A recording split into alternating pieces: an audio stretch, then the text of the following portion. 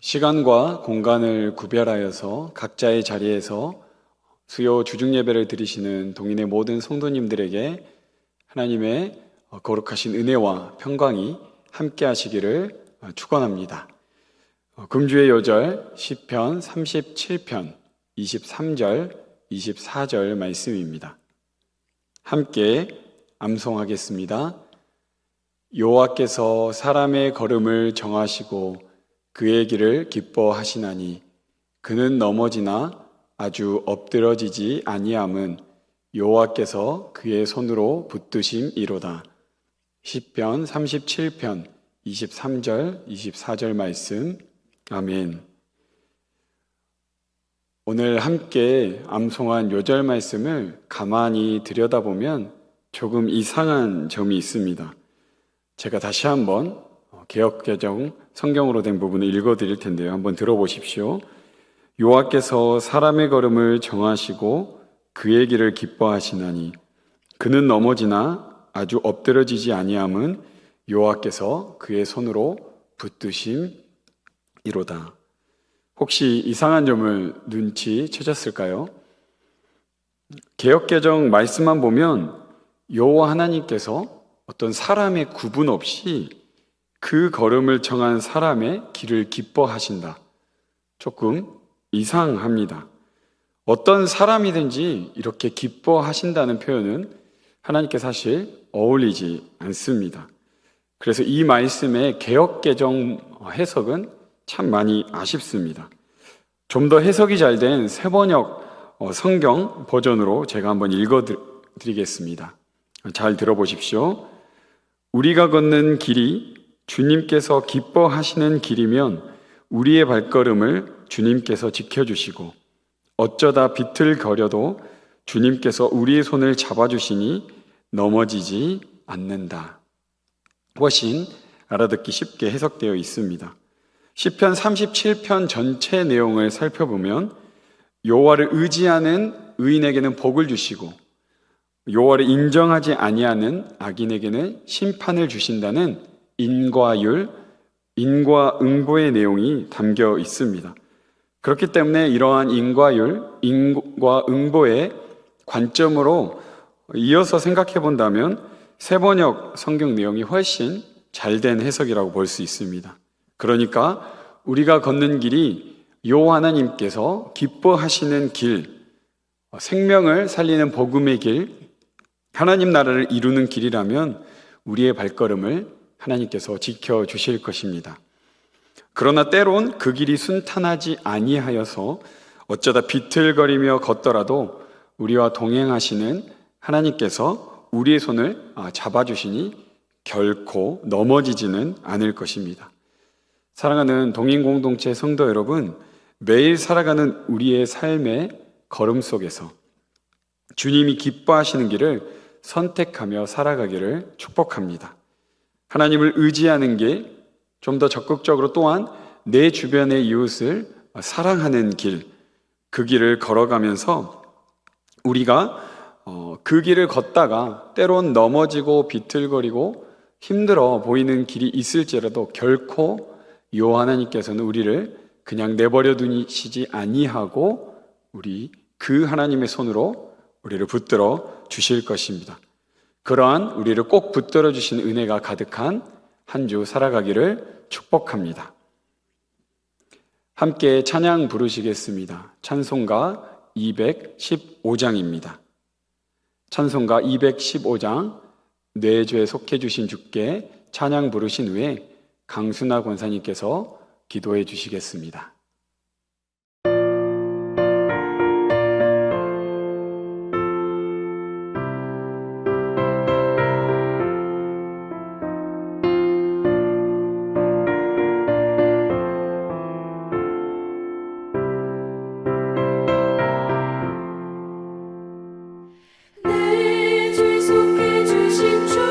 주께 인과 정성 다하니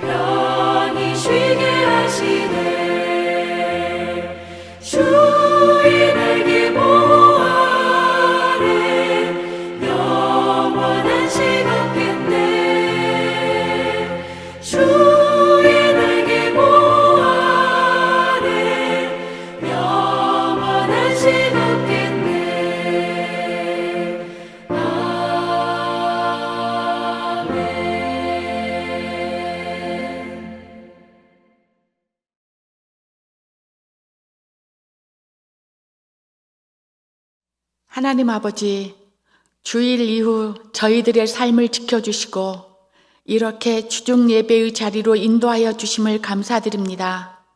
세상의 분주함 속에서도 주님을 찾는 마음 주셔서 이 시간에 우리의 시선을 하나님께로 향하게 하심이 주님이 베풀어 주시는 은혜임에 감사드립니다. 하나님 아버지, 2025년도를 11개월을 살아온 지난 시간들을 돌아보면 우리의 모든 걸음마다 주님의 손길이 머물러 있음을 알게 됩니다.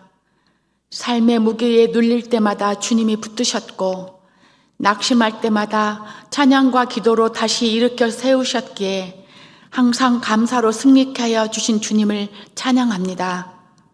그리 아니하실지라도의 감사의 믿음을 갖고 감사하는 자에게 더 많은 감사를 부어주시는 주님의 은혜를 맛보며 살기를 원합니다. 13일이면 수능일로 저희 교회에 16명의 수험생이 있습니다. 그동안 열심히 공부하며 준비하였으니 최상의 컨디션으로 실력을 발휘하게 하시고 능력 주시는 하나님을 의지하고 최선을 다하게 도와주시옵소서. 두려움과 불안한 마음을 다 이겨내도록 도우시고 시험에 대한 압박감을 잘 극복하여 평안한 마음으로 한 문제 한 문제 잘 풀어가게 도와주시옵소서. 이 시간 말씀을 전하시는 최 목사님에게 성령의 두루마리를 입혀주시고 내일기를 강해하시는 말씀이 우리의 마음을 새롭게 하며 말씀의 깊이와 맛을 알고 깨달아 우리의 영이 더 성장하고 새로워지기를 원합니다. 지친 심령에 말씀의 단비를 내려주셔서 말씀대로 살아가기를 힘쓰고 애쓰는 선한 욕심을 품고 살아가는 저희들이 되게 하여 주시옵소서.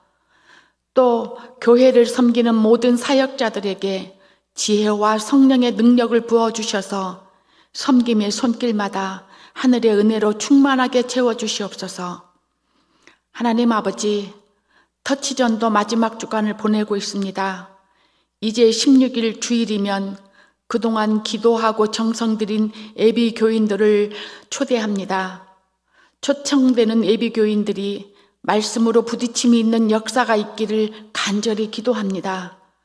모든 성도들이 사랑으로 맞이하여 교회가 낯설지 않고 따뜻함과 편안함을 느끼게 인도하여 주시옵소서. 또 저희 교회가 선교학교를 시작하였습니다.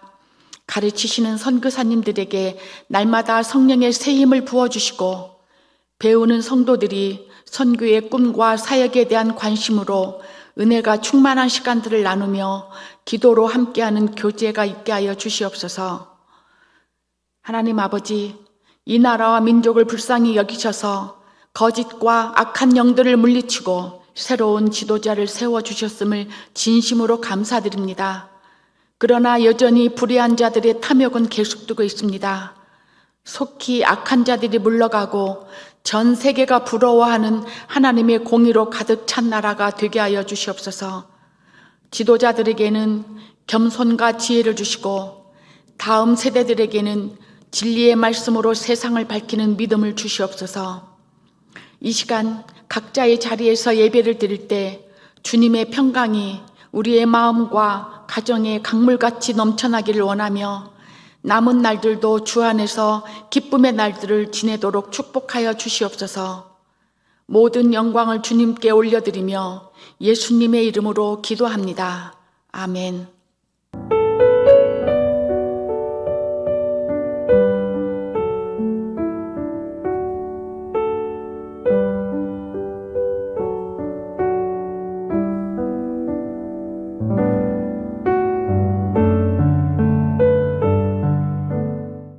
오늘 우리에게 주신 하나님의 말씀은 레위기 9장 1절에서 7절 말씀입니다.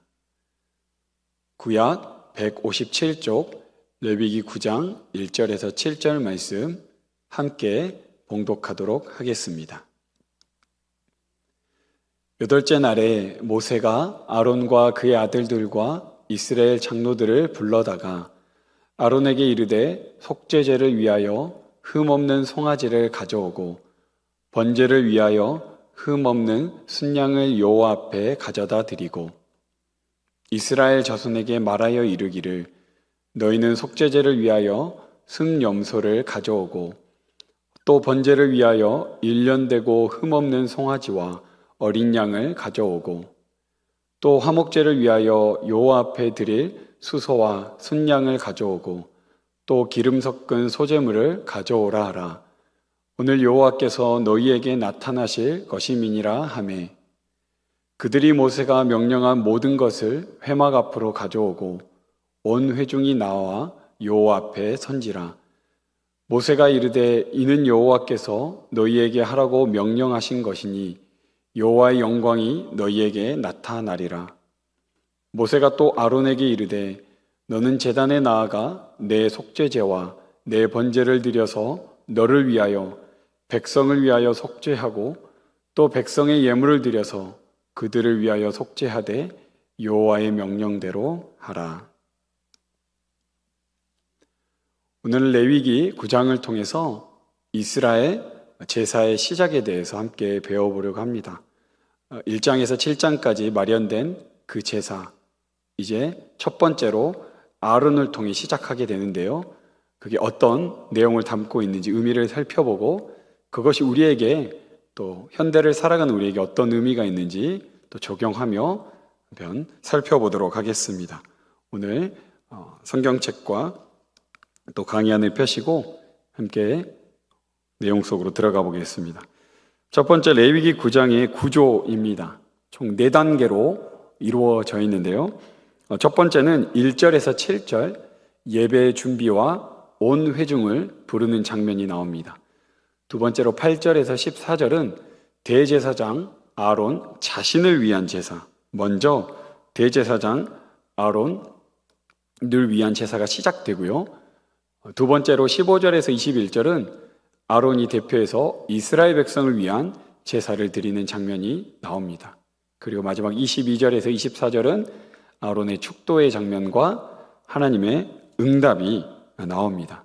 그렇게 해서 오늘 드려지는 제사를 하나님께서 받아주시고 응답하는 그 내용까지 한번 살펴보도록 하겠습니다. 먼저 본문으로 들어가 보겠습니다. 우리 9장 1절 앞부분에 보면 8째 날이 나옵니다.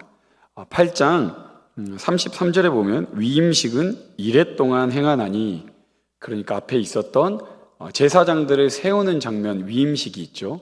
왜냐하면 제사가 준비되어 있고 제사들의 사람이 이제 세워졌습니다. 이제 제사만 드려지면 되기 때문에 위임식이 일주일 동안 진행되고 나서 그 다음 날 바로 8째 날에 이스라엘의 제사, 첫 번째 제사가 시작되는 것을 알리고 있는 것이죠. 그리고 이제 그 제물을 준비하게 됩니다. 2절에서 3절이 나오는데요. 첫 번째 2절에 보면 아론에게 이르되 속죄제를 위하여 흠없는 송아지를 가져오고 번제를 위하여 흠없는 순양을 요 앞에 가져다 드리고, 흠없는 송아지와 흠없는 순양인데 이것은 바로 제사장들을 위한 제물입니다. 나중에 8절에서 14절에 대제사장 아론을 위한 그 제물들을 말하고 있는 것이죠. 3절인데요.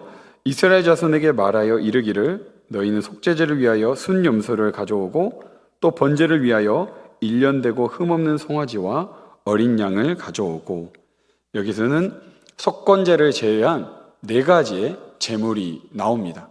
순염소, 속죄제물, 흠없는 송아지와 어린 양, 번제제물, 수소와 순양, 화목제물, 소제는 곡식 가루겠죠. 이렇게 백성들을 위한 제물을 다 준비합니다. 그런데 여기에서는 속건제가 나오지 않죠. 왜냐하면 공적 예배에서는 드려지지 않습니다. 속건제는 특별한 특수 사항에서 드리는 제물이죠. 무언가 부지 중에 이웃에게 피해를 주었을 때 120%로 배상하는 것과 제물을 같이 드리기 때문에 공적 예배에서는 드려지지 않기 때문에 속건 제물은 언급되지 않습니다. 그래서 이 제물 준비를 이야기하고 4절 뒷부분에 보면 이렇게 표현되어 있습니다. 여호와께서 너희에게 나타날 것이니라. 이 제물을 가지고 하나님께 제사를 드리면 하나님께서 나타나신다. 이거를 다른 표현으로 6절 마지막 부분에 보면요, 여호와의 영광이 나타나리라. 하나님이 나타나시는 건 결국 하나님의 영광이 드러난다는 것. 다시 말하면 하나님이 어떤 분이신지를 보여주는 장면이 이 제사를 통해 이루어진다는 것을 말하고 있습니다. 여기서 말하는 영광이란 단어를 한번 살펴보려고 하는데요. 히브리어로는 카보드라고 합니다. 이 뜻의 원뜻은 무겁다라는 뜻을 갖고 있는데, 이 카보드 무겁다라는 뜻을 하나님이란 단어와 붙여지면 영광이라는 뜻으로 바뀝니다. 하나님의 본질은 거룩이 외형적으로 나타나는 것이 바로 영광입니다. 그러니까 거룩과 영광은 연결되어 있는 단어입니다. 그래서 가시적으로 표현되는 하나님의 현현, 하나님의 나타냄을 드러내는 것이 바로 영광이라는 거죠. 상당히 영광이라는 단어가 추상적이기 때문에 구약에서 대개 불이나 구름의 형태로 나타납니다. 한 말씀을 살펴보려고 하는데요. 이사야 6장 3절 4절입니다. 만군의 여호와여 그의 영광이 온 땅에 충만하도다 하더라. 성전에 연기가 충만한지라. 이사야 6장은 이사야를 부르시는 하나님을 나타내는 장면입니다. 그래서 그의 영광, 하나님의 나타냄을 표현하는데 거기에 영광이 충만하더라. 조금 후에 하나님께서 불로 나타내시는 것도 살펴보려고 하는데 대개 불이나 구름의 형태, 연기의 형태로 하나님의 현현이 표현됩니다. 이게 바로 영광의 하나님의 모습을 말하는 것이죠. 이게 제사를 통해 나타남을 말하고 있고요. 7절의 마지막 부분에 보면 여호와의 명령대로 하라. 이 말씀만 보면 그냥 여호와의 명령이 무엇이지라고 하겠지만 우리는 레위기 1장부터 7장까지 쭉 번소, 화속, 건 5가지 규례를 배웠습니다. 그 규례대로 이 대제사장 아론은 이 제사를 수행해야 하는 것을 말하고 있습니다. 제사 안에서도 순종이 포함되어 있음을 말하는 것이죠. 나중에 10장에서 살펴보겠지만 그 규례대로 하지 않아서 안타깝게도 죽음을 맞이한 나답과 아비후의 이야기도 있습니다. 다음으로 8절에서 14절에 아론 자신을 위한 제사가 드려집니다. 8절에서 11절은 속죄제고요. 12절에서 14절은 번제입니다. 먼저 속죄제를 살펴보겠습니다. 8절에 아론이 제단에 나아가 자기를 위한 속죄제 송아지를 잡음에, 사실 송아지가 매우 크죠. 근데 그것을 아론이 도살합니다. 송아지를 잡죠. 근데 그것을 혼자 다 할 수 없기 때문에 8장 송아지를 아론이 송아지를 잡고요. 9절에 보면 아론의 아들들이 그 피를 아론에게 가져오니, 그러니까 아론 혼자 한 것이 아니라 도살은 아론이 했지만 제사장들이, 특히 아들들이 도와주어서 이 속죄제를 치르게 됩니다. 그리고 9절에 그 아론이 번제단의 뿔에 바르고 제단 밑에서 쏟게 됩니다. 그런데 이 피에 대한 속죄제 규례, 제사장 속죄제가 나오는 4장과 비교해 보면 한 가지가 다릅니다. 제사장 위임식에도 표현되어 있는데요. 성소 안 분향단 뿔에는 바르지 않습니다. 왜 그러냐 하면 규례는 그렇게 나와 있지만 첫 제사에서는 성소가 오염되지 않았기 때문에 죄인인 제사장이 그곳에 들어가 본 적이 없기 때문에 아직 오염되지 않아서 성소 안에 있는 분향단 뿔에는 바르지 않게 됩니다. 그래서 4장의 제사장 속죄제와 지금 실제로 드리는 첫 속죄제는 다른 부분이 있습니다. 10절에는 기름과 콩팥을 제단 위에 불사르죠. 기름은 하나님께 속한 것, 콩팥은 히브리어로 살펴보면 사람의 마음과 연결되어 있는 단어인데, 그렇게 하나님께 속한 것을 드리고 우리의 마음을 드린다, 하나님께 드린다라는 뜻을 가지고 있는 장면이고요. 그리고 11절은 사장의 제사장 속죄제 규정을 따라서 고기와 가죽은 짐 밖에서 불사르는 장면으로 아론 자신을 위한 속죄제가 끝나게 됩니다. 그리고 두 번째로 이제 번제를 드리게 되죠. 12절 앞부분에 아론이 또 번제물을 잡으매라고 나옵니다. 앞서서 말했던 제물들을 번제물로 드리게 되는 것이죠. 근데 번제는 어떤 의미를 가지고 있죠? 기억하듯이 헌신의 의미를 갖고 있습니다. 아론, 가장 헌신해야 될 대제사장이기 때문에 번제는 꼭 드려져야 하는 제사인 것이죠. 그리고 12절 뒷부분에서부터 14절은 1장 번제 규례를 따르며 가고 있습니다. 12절 뒷부분에 보면요, 아론의 아들들이 그 피를 그에게로 가져오니 그가 그 피를 제단 사방에 뿌리고, 그리고 제물에 대해서는 13절입니다. 그들이 또 번제 제물 곧 그의 각과 머리를 그에게로 가져오매 그가 제단 위에서 불사르고, 번제단 위에서 다 제물을 불태우고, 그 다음에 14절은 내장과 정강이죠. 또 내장과 정강이는 씻어서 단 위에 있는 번제물 위에서 불사르니라. 씻어서 번제물 위에서 불사르게 됩니다. 가죽을 제외한 모든 부위를 불태우게 되는, 전부를 태워드리는 바로 헌신의 의미를 담은 번제를 아론이 드리게 됩니다. 그래서 아론이 속죄제와 번제를 하나님께 드립니다. 그리고 이어서 15절에서 21절은 백성을 위한 제사가 이어집니다. 15절 앞부분에 보면 그가 또 백성의 예물을 드리되, 백성의 예물을 드리지만 백성이 제사를 드리는 건 아닙니다. 주어는 그가, 바로 아론이 대신해서 백성을 대표해서 백성을 위한 제사를 드리게 되죠. 15절 뒷부분부터 21절까지는 제물의 목록이 쭉 나옵니다. 15절에 보면 백성을 위한 속죄제의 염소를 가져다가 잡아 전과 같이 죄를 위하여 드리고, 15절에는 염소가 속죄제물로 나오고요. 16절에는 번제물이죠. 또 번제물을 드리되 규례대로 드리고, 그리고 3절을 참고해 보면 1년 된 흠없는 송아지와 어린 양이 앞부분에 언급이 되었습니다. 그리고 17절엔 소제죠. 또 소제를 드리되 그 중에서 그의 손에 한 움큼을 채워서 아침 번제물에 더하여 제단 위에서 불사르고, 번제물을 드리는 동안에 한 움큼의 소제를 또 드리는 장면이 나옵니다. 그리고 18절에서 21절은 화목제물 드리는 장면이 자세하게 나옵니다.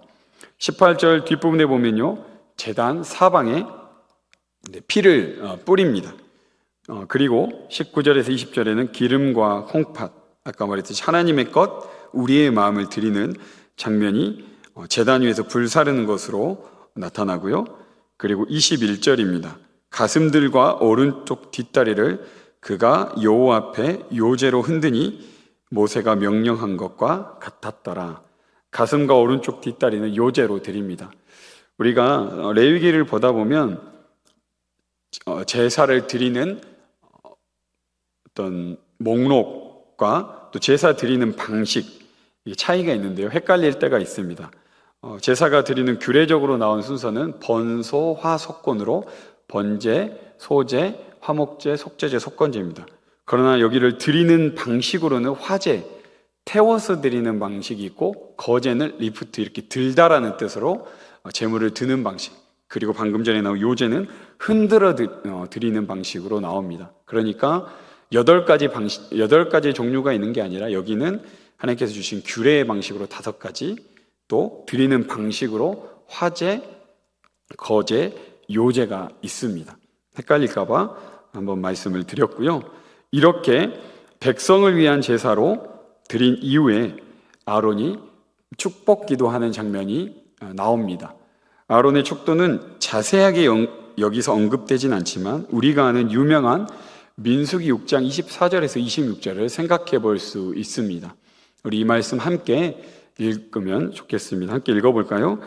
여호와는 내게 복을 주시고 너를 지키시기 원하며, 여호와는 그의 얼굴을 내게 비추사 은혜 베푸시기를 원하며, 여호와는 그 얼굴을 내게로 향하여 드사 평강 주시기를 원하노라.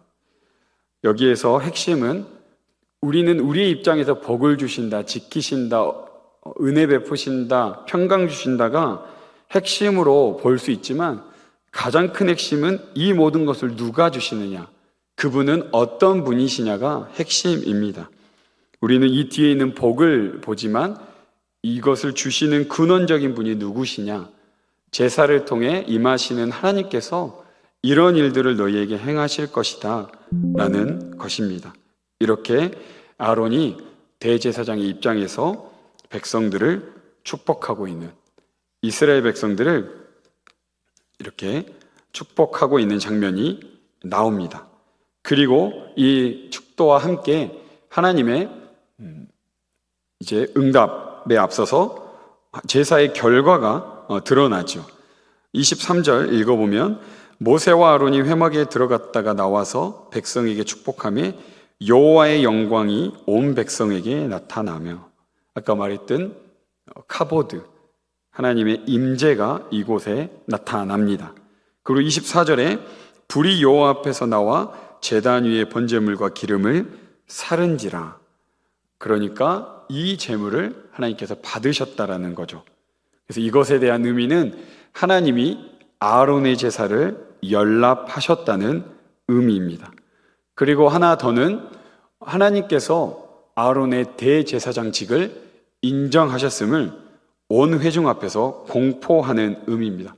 첫 번째 제사를 하나님께서 기쁘게 연락하셨고, 이 제사를 드리고 있는 아론이라는 대제사장, 이 직분을 인정하는 그 모습으로 번제물을 사르는 장면이 나오는 것입니다.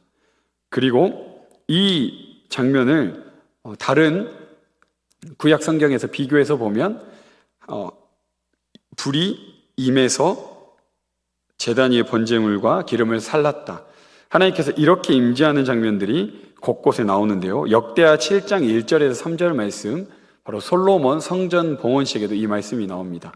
말씀 읽어보면요, 불이 하늘에서부터 내려와서 그 번제물과 제물들을 사르고 여호와의 영광이 그 성전에 가득하니, 솔로몬이 아버지 다윗으로부터 이어온, 아버지가 짓지 못했지만 그걸 이어받아 솔로몬이 짓고, 이게 3절 말씀인데 기도한 후에 이 하나님의 임재가 불로부터 임했다는 것을 나타내주고 있습니다. 그래서 여호와의 영광이 솔로몬이 지은 그 성전에 가득했다라고 하늘에서 불이 내려 하나님이 임재하시는 것을 보여줍니다. 두 번째는 열왕기상 18장 38절 39절 엘리야의 갈멜살 제사인데요. 더 정확히 말하면 바알과 아세라 선지자 850대 1의 제사 전투가 일어나게 되는 그 엘리야의 제사 장면입니다.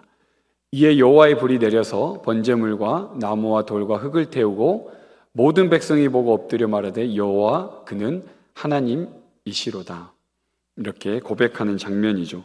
말도 안 되는 전투가 일어난 거죠. 850명의 제사장들이 막 자해하며 드리는 제사는 전혀 불이 내려오지 않지만 나무를 쌓고 거기에 옆에 있는 또랑을 파고 그 위에 제물을 놓은 다음에 또랑이 넘칠 만큼 물을 붓고 나서 하나님께 기도했더니 하나님이 임재하시는 장면, 하나님의 승리하는 장면을, 그리고 그것에 하나님이 임재하셨다는 걸 백성의 입으로 말하는 거죠. 여호와 그는 진짜 하나님이시다, 참신이시다라고 고백하는 장면이 이 열왕기상 18장에도 나옵니다.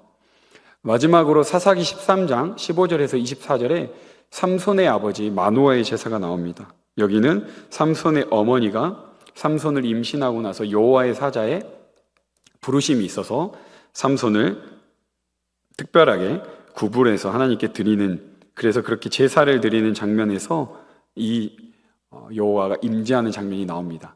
불꽃이 제단에서부터 하늘로 올라가는 동시에 여호와의 사자가 제단 불꽃에 휩싸여 올라간지라 마노아가 그제야 그가 여호와의 사자인 줄 알고, 그렇게 하나님께 제사를 드리는데 그곳에 임재한 여호와의 사자, 그것을 못 알아봤다가 불꽃이 제단으로부터 하늘로 올라가는 그 장면을 보고 하나님이 이곳에 임재하셨다, 이 아들을 주신 그 하나님의 그 부르심이 확실하다는 걸 깨닫는 그 삼손의 이야기의 첫 번째 장면에 삼손 아버지 마노아의 제사, 여호와의 임재가 임하는 것을 보게 됩니다. 그래서 하늘에서 불이 내리는 그 장면이 구약에서는 하나님의 임재, 여호와의 영광이 드러나는 장면으로 종종 나타나곤 합니다.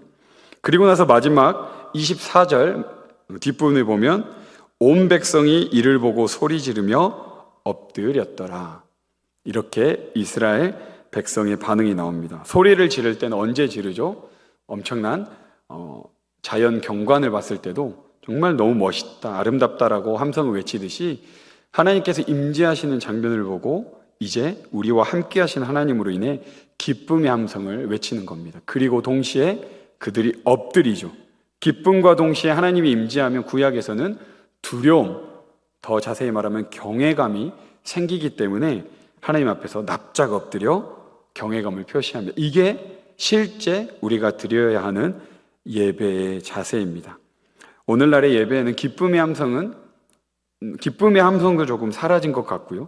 조금 익숙함에 젖어서 무난하게 드리는 예배 아닙니다. 하나님이 임재하셔도 우리와 함께 하신다는 그 사실, 죄인과 함께 이렇게 죄인이 있는 자리에 머문다는 건 하나님의 용서와 회복이 있다는 뜻이기 때문에 그 예수 그리스도로 말미암아 우리 함께 계시는 그 하나님을 위해 우리는 기뻐 외쳐야 하고, 동시에 그 거룩하신 분이 우리와 함께 있음에 또 때로는 두려워하는, 정말 경외하는 그 모습이 또 우리에게 있어야 합니다.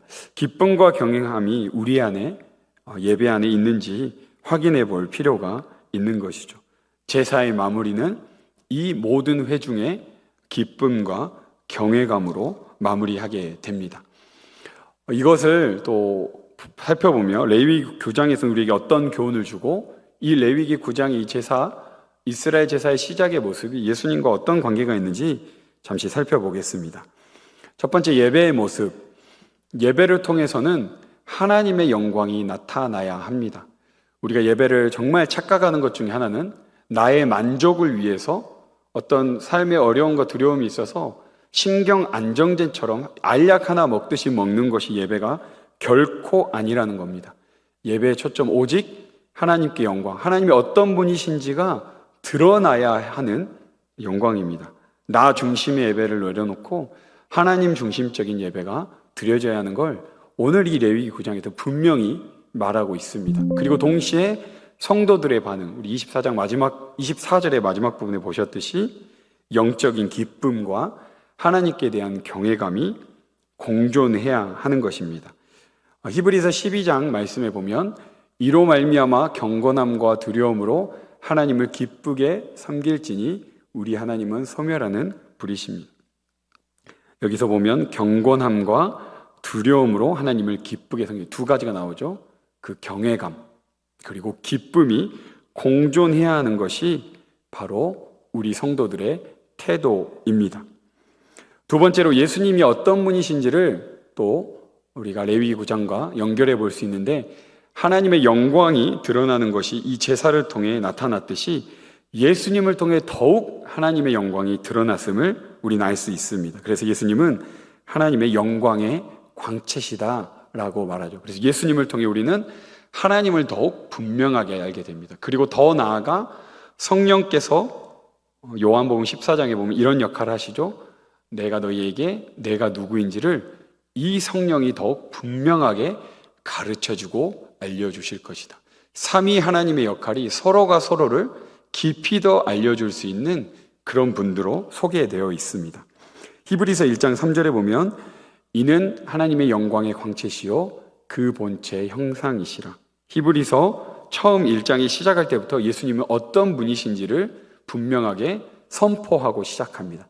그래서 히브리서 내용은 예수님이 어떤 분이신지를 계속 구약과 비교하며 이야기하죠. 아론보다 더 큰 대제사장이고 여호수아가 주지 못한 안식을 주시는 분이고 천사보다 더 뛰어나신 분이고, 그래서 이 히브리서를 읽다 보면 예수님이 어떤 분이신지를 구약과 비교하면서 더욱 분명하게, 그런데 1장 3절에 천명하고 시작하죠. 하나님의 영광의 광채시다. 고린도전서 2장 8절입니다. 영광의 주를 십자가에 못 박지 아니하였으리라. 예수님을 뭐라고 하죠? 영광의 주라고 합니다. 영광의 주인, 영광을 담고 있는 분. 그래서 하나님을 드러내시는 분이 바로 예수 그리스도이시죠. 네, 마지막으로 요한복음 1장 14절 유명한 말씀이죠. 우리가 그의 영광을 보니 아버지의 독생자의 영광이요 은혜와 진리가 충만하더라. 이 세 절의 말씀만 보더라도 예수 그리스도를 통해 하나님의 본질, 바로 그 성품이 분명하게 드러납니다. 그래서 우리가 하나님을 더욱더 깊이 알아가기 위해서는 예수 그리스도를 통해 그렇게 알아갈 수밖에 없는 것이죠.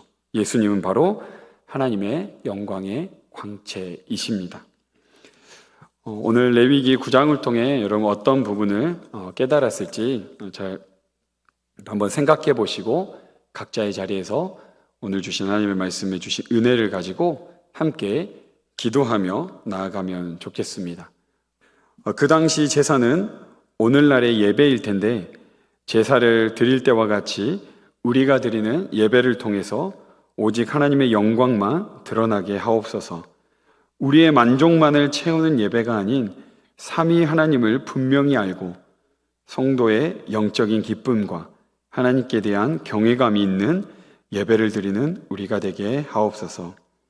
두 번째로 한 영혼을 천하보다 귀하게 여기시는 하나님의 마음으로 터치전도에 임하게 하시고 예비하신 영혼들이 구원받고 교회 공동체에 한 몸 되게 하소서. 함께 기도하겠습니다.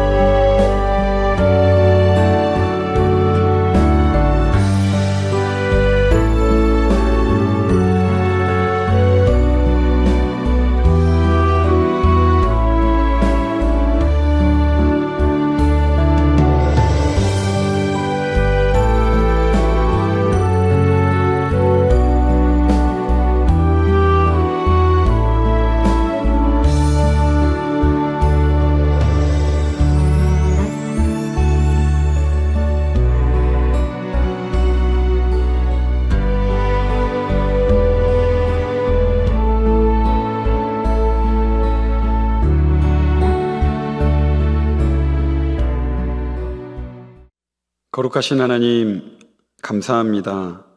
우리가 시간을 내어 각자 주어진 자리에서 주중 예배를 드리오니 오늘 예배를 통하여 주시는 은혜로 주어진 일상을 하나님 나라로 만들어가게 하옵소서. 오늘 함께 나눈 레위기 말씀을 기억합니다. 하나님께서 이스라엘 백성에게 허락하신 제사를 처음으로 시작하는 모습을 살펴보았습니다. 그 당시 제사는 오늘날의 예배일 텐데 제사를 드릴 때와 같이 우리가 드리는 예배를 통해서 오직 하나님의 영광만 드러나게 하옵소서. 우리의 만족만을 채우는 잘못된 예배를 내려놓고 삼위 하나님이 누구이신지를 분명하게 알게 되는 예배되게 하시고 그리하여 성도에게는 영적인 기쁨과 하나님께 대한 경외감이 살아있는 예배되게 하옵소서. 우리는 지금 축복 터치 주간을 보내고 있습니다. 동인 공동체 성도 모두가 하나님으로부터 받은 복을 마음껏 나누고도 남는 축복의 통로로 살아가게 하옵소서. 하나님이 우리와 함께 하신다는 임마누엘의 축복이 가득하게 하시고 그 임마누엘의 축복이 예수 그리스도로부터 왔음을 전파하는 복음의 전달자로서 이웃들을 축복으로 터치하게 하옵소서. 돌아오는 16일에는 생명 터치 주일로 작정한 예비교인들을 초대하는 날입니다. 많이 초대되게 하시고 그들이 교회 공동체에서 함께 신앙생활할 수 있도록 성령 하나님 은혜를 부어주시고 축복하옵소서. 이제 내일 목요일에 수능시험이 치러집니다. 수능시험을 준비한 고3 수험생들에게 좋은 컨디션을 허락해 주시고 고사장에 오고 가는 발걸음 안전 지켜 주옵소서. 지금까지 공부했던 노력과 수고를 시험장에서 마음껏 실력 발휘하게 하시고 시험 이후 각자에게 주어진 결과를 받아들이고 그 다음 입시 준비를 지혜롭게 준비하는 몸과 마음이 건강한 고3 아이들이 되게 하옵소서.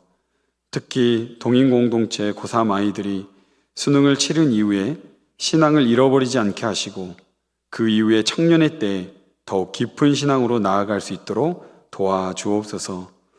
동인의 성도들이 간절함으로 하나님께 올려드리는 기도 제목이 있습니다. 가정을 위해 드리는 기도, 직장과 일터를 위해 드리는 기도, 교회 공동체를 위해 드리는 기도, 세계 열방을 위해 드리는 기도, 몸과 마음의 치유를 위해 드리는 기도, 다양하게 드리는 우리의 기도를 하나님의 때와 방법으로 응답하여 주옵소서. 하나님의 영광의 광채이신 예수님의 이름으로 기도합니다. 아멘. 하늘에 계신 우리 아버지, 아버지의 이름을 거룩하게 하시며 아버지의 나라가 오게 하시며 아버지의 뜻이 하늘에서와 같이 땅에서도 이루어지게 하소서.